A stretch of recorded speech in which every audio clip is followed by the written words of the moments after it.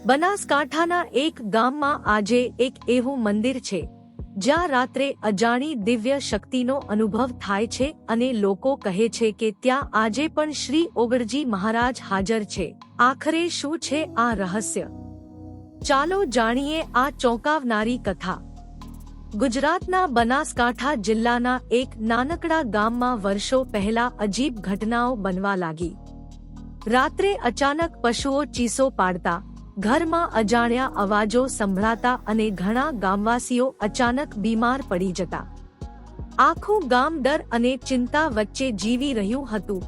એક રાત્રે ગામના એક વૃદ્ધને એક અદ્ભુત સ્વપ્ન આવ્યું। સ્વપ્નમાં તેજસ્વી પ્રકાશ વચ્ચે એક દિવ્ય પુરુષ દેખાયા। તેમનો અવાજ ખૂબ શાંત પરંતુ શક્તિશાળી હતો। તેમણે કહ્યું, ભય ન રાખો, હું ઓગળજી મહારાજ છું। ગામ પર આવી પડેલી નકારાત્મક શક્તિને દૂર કરવા આવ્યો છું।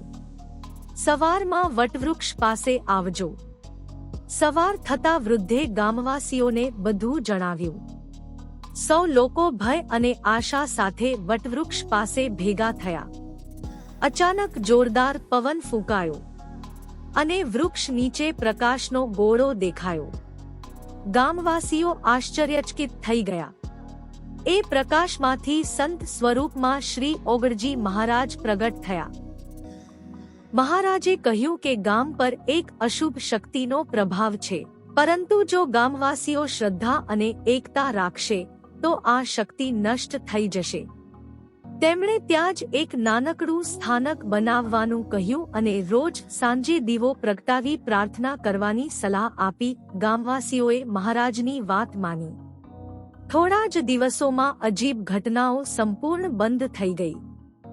લોકોની તબિયત સુધરવા લાગી અને ગામમાં ફરી શાંતિ છવાઈ ગઈ। આ ચમત્કાર જોઈ સૌએ માન્યું કે આ બધું ઓગળજી મહારાજની કૃપાથી થયું છે। સમય જતાં તે સ્થાનક એક ભવ્ય મંદિર બની ગયું। આજે પણ દૂર દૂરથી લોકો ત્યાં દર્શન કરવા આવે છે।